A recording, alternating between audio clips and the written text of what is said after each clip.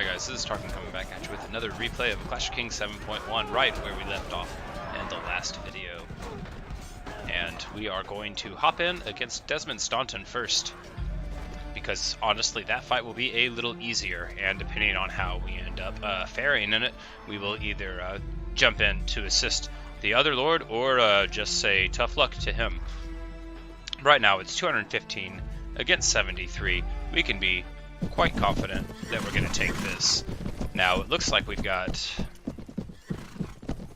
probably about a dozen cavalry with us, besides my own troops, which I have no intention of charging across the battlefield like morons. I say that, I am totally going to charge across the battlefield like morons.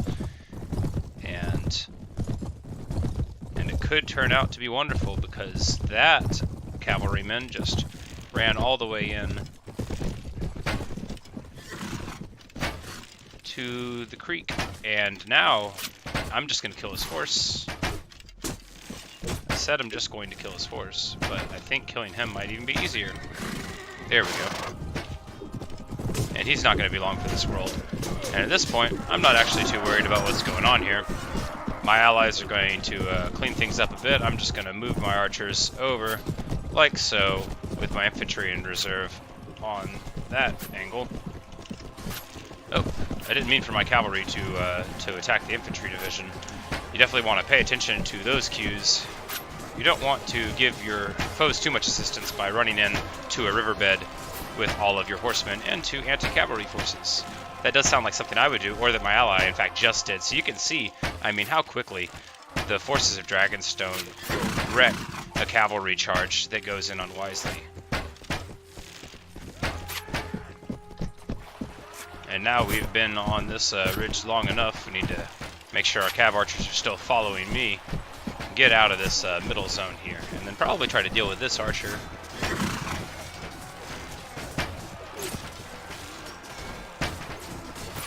Come on.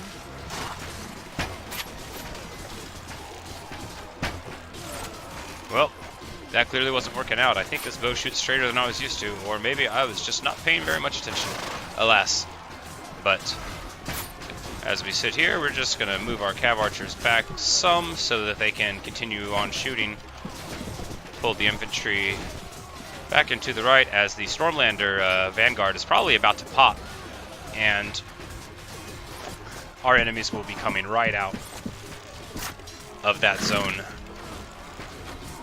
in front of us, that river, which is a big problem. Now we just have to see if they're going to try to run away, or if they're going to come right across here. And it looks like they are going to try to charge into us, so what we're going to do is go full evasive mode and just run back from them and hope that our allied reinforcements get here in time to provide some assistance, and we won't lose our entire archery corps, although it looks like we're not going to get away with that entirely. But coming into Finna's aid, and it looks like we might have actually been successful in saving a good portion of our troops there. So very happy with how that maneuver turned out. Of course, once you fully engage with an enemy infantry division, you don't have a choice anymore. You definitely want to give yourself more opportunities on the battlefield to make the right calls. And what I'm going to do now is make a series of the wrong calls by going across the big drink and coming in to deal with their archers, because I'm still in fine health, my horse almost entirely undamaged.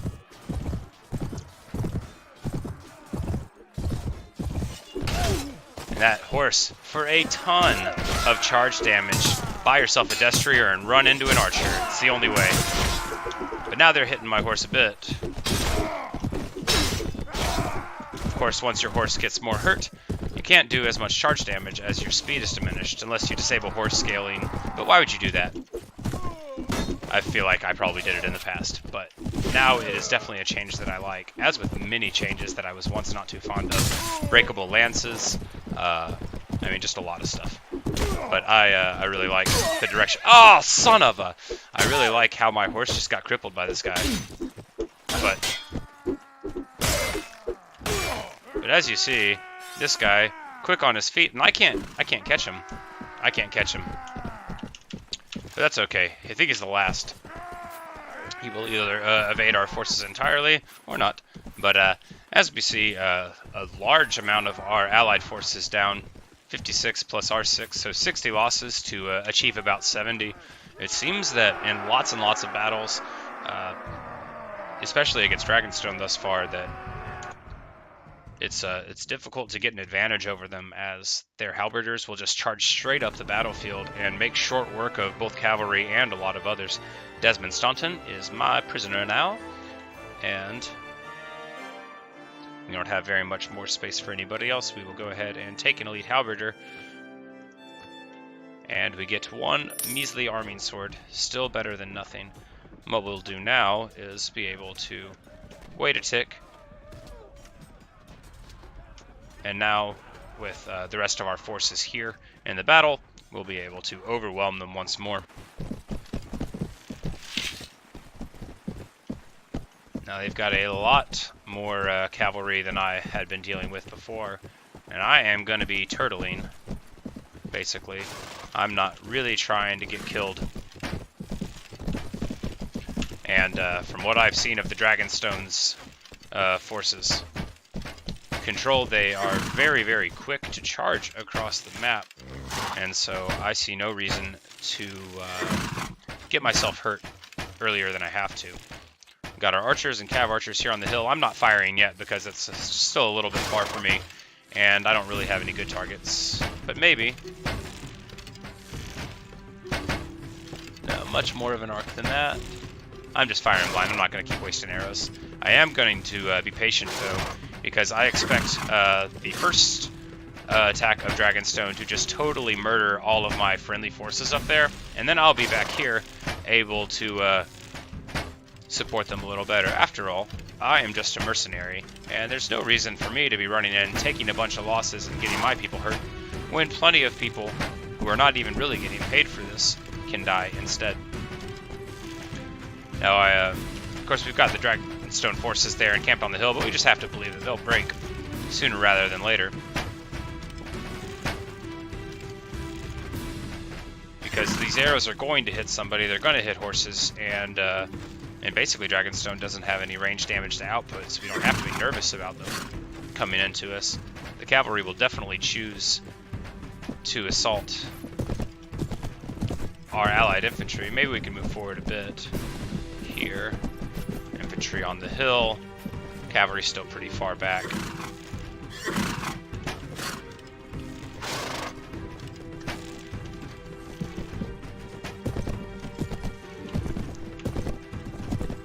I like this hill even better. So we'll go ahead and move mildly forward. And open up.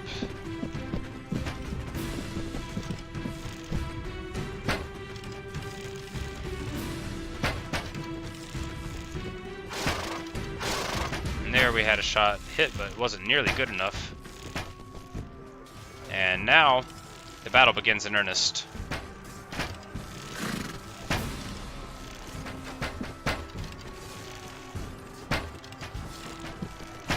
And just basically we're trying to get in a bunch of damage on the halberders from this angle, and it might be successful if I could get my cav archers to face front and focus on what is clearly the goal here.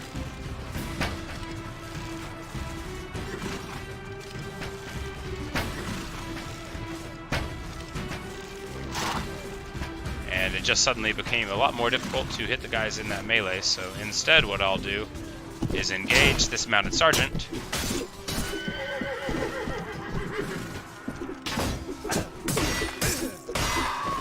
There we go. And as we see now, more and more of our allies are getting really, really hurt in that melee, but now that they're dead, it is easier to hit our opponents, so keep on firing at what I hope is the head of the enemy, and missing what can only be described as several times. Now they are charging at our allied infantry, which is going to reinforce, so they're just turning the flank and now are entirely exposed to my archery fire on this hill. However, now their reinforcements are looking at me as well. So we're going to go ahead and probably get out of where we are right now, as need to control the battlefield a little better in lieu of getting everybody killed. And that was very wasteful. Took a bunch of extra damage on the horse. Didn't probably have to, but there we go. There at least is one kill.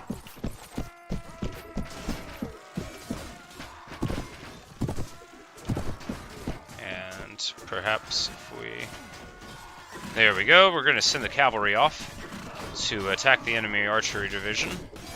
And the cav archers as well. And now, oh, that's right, my destrier was lame. I wondered why everything wasn't happening perfectly.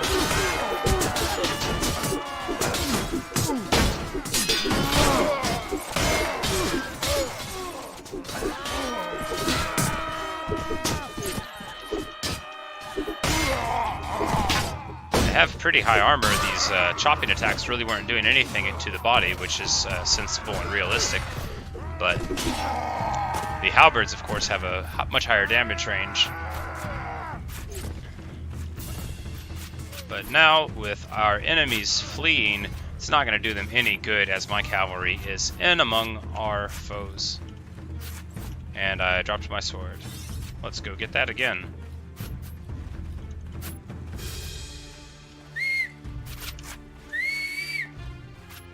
Come on, Billy. That is not actually my horse's name. Of course, you can whistle for your horse by hitting the M key, but that doesn't mean that the horse is going to come and see you. Probably if he has a broken leg. Come on, there we go. I had total confidence that he was still around and kicking. He ran right into me, but that is alright. I know that he is actually my friend. After making short work of the enemy archery division, we are going to come in and finish up the rest of these jokers. And that's 3 more Lords of Dragonstone taken out. Their faction's significantly weaker than it has been. Son of a... No. Gotta get out of there. I'm just remembering that my horse is crippled. And of course, if you get a crippled horse and it gets killed in battle, you run a large chance of it becoming killed entirely. And that is 1,500 coins that I would have to spend again. As you can get it from an event every now and then, someone will sell you a destrier. I recommend you pick it up for that price, as it is quite affordable. Arston Selmy is happy to see me. Montfort Velaryon is my prisoner now, and he is an expensive one whenever they have to buy him back. That's pretty good. Adrian Celtigar, also my prisoner. And now, all of a sudden, we are chock full of expensive lords to sell, so that will be quite nice on our end. We're going to be able to... Alright! Another Masterwork Arming Sword drop. Excellent, excellent news. Masterwork prefix gives you +5 to your damage ranges, so it's +5 swing, +5 thrust, and then also +1 to weapon speed, which is to 108 from that. And then you also have to have I think it's +4 to power strike in order to carry it. But now Martin Snow, in his reinforced full plate armor and thick hound skull helmet, now has a Masterwork Arming Sword to go along. Itemization point: thick lamellar gloves and these scale gloves can be bought in many places in Essos. And as you see, they have 5 base body armor, which is pretty good. And they can even get thick suffixes, perhaps even Lordly, although I haven't seen that. Maybe Lordly's not thrown on them. But with 7 body armor, that's a good 4 body armor better than the thick leather gloves. And this doesn't have any negative effect on your power draw or power throw. So the lamellar gloves and the scale gloves are basically the end game for archer characters, as the chainmail gauntlets are going to reduce it more. Although I might, in the later game, decide that I'm just going to plate to help everybody, have the reduction from damage, but have that huge survivability boost, which very well could be what I end up doing, but I just haven't quite decided yet. And leveling up our forces there, and Stonedance is under siege, but I imagine not for much longer. Is there anyone left? No, we knocked them all out. And we will just go ahead and wait here for some time, and this will probably be a good time to end the video. And all right, Titus Harper's back. I knew that I'd sent somebody out on Right to Rule quests.